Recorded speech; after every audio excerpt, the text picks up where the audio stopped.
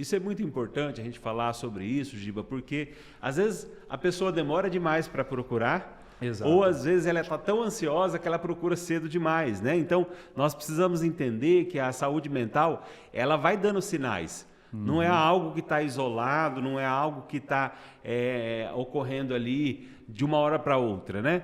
Eu até tenho uma entrevista no meu canal no YouTube falando a diferença entre tristeza e depressão.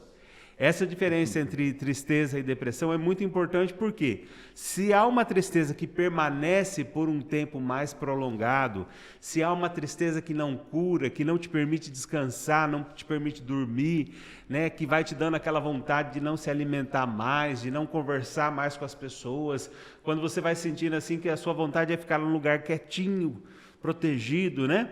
E você não tem aquela energia, eu costumo chamar de tônus psíquico, né? Tônus muscular é aquele que mantém a força, a energia do músculo, mas o tônus psíquico é a capacidade que nós temos de resiliência, né? Como um autor da psicologia chamado Jung, ele falava, a resiliência é essa capacidade de reestabelecer-se.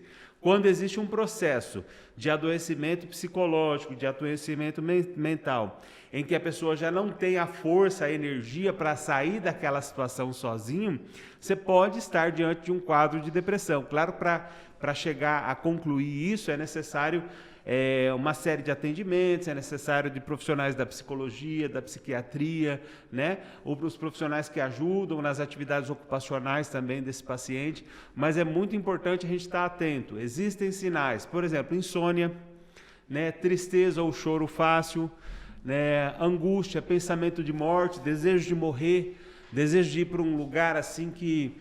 Sabe aquela vontade de ir para... O pessoal fala em sumir. Isso, sumir. Eu quero sumir. Isso, exatamente. Isso é interessante, Giba, porque todo ser humano, com uma intensidade diferente, ele de alguma maneira ele experimenta essa sensação, esse desejo de acalmar, de voltar para um lugar de paz, de tranquilidade. Até mesmo o cidadão que tem o seu despertador que toca às 6 horas da manhã, que às vezes sentiria vontade de ficar por mais tempo, né? Então, a gente precisa entender que a nossa experiência nessa terra, a nossa passagem por essa terra, ela implica um pouco de desconforto, sim. Sim. Né? Porque é necessário ter essa força, essa energia, é necessário realizar coisas, é necessário fazer um esforço, entendeu?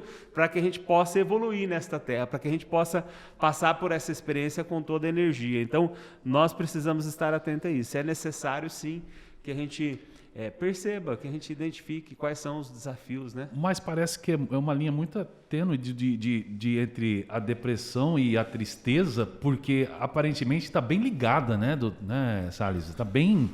Tipo assim, a pessoa às vezes pode estar...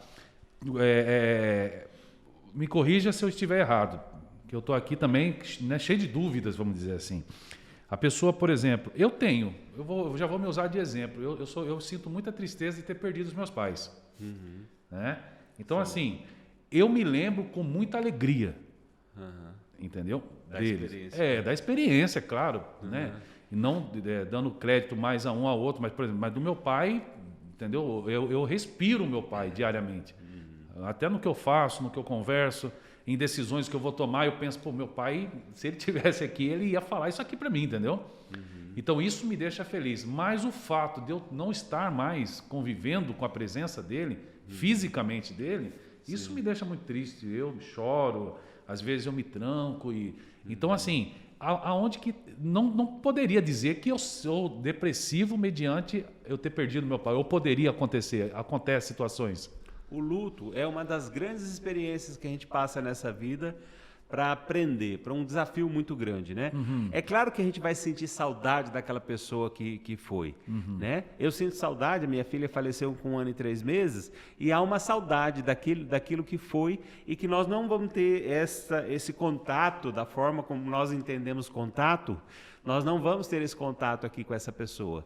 Então, fica a saudade, mas é sempre importante a gente observar se, apesar da saudade, a gente tem conseguido ter um psiquismo que ele atua, que ele opera sobre a realidade, que ele não desiste dos seus planos, dos seus sonhos, ou que ele não permite que a que não deixa aquilo interferir na sua qualidade de vida, vamos dizer isso. Não te atrapalhe, que aquilo não te atrapalhe. E com o passar do tempo, aquela dor, aquele corte, digamos assim, é muito semelhante a uma cicatriz física. Fica a cicatriz, mas ela não está inflamada mais, entendeu? Entendi. Ela não está inflamada. E esse tempo é um tempo de cada um passa pelo processo do luto de maneira diferente, né?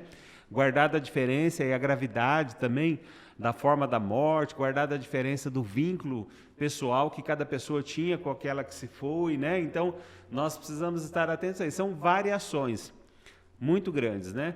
Eu tenho percebido, por exemplo, que eu tenho conseguido auxiliar muito mais as minhas pacientes que tinham já luto patológico, os pacientes que tinham perdido filhos. Eu tenho conseguido fazer grupos e trabalhos nesse sentido, inclusive com relação ao Covid, né? Porque o Covid também dizimou muitas famílias, né? Trouxe muito sentimento de luto para toda a comunidade. Então, eu percebo que é um tema importante e muito vigente, que é o tema do luto. Mas a saudade e a tristeza, desde que temporária, né, e guardada a proporção, ela não é necessariamente uma depressão. Não significa. Essa tristeza da lembrança de não estar mais junto, necessariamente não pode se caracterizar como um processo depressivo, seria isso? Claro. Entendi.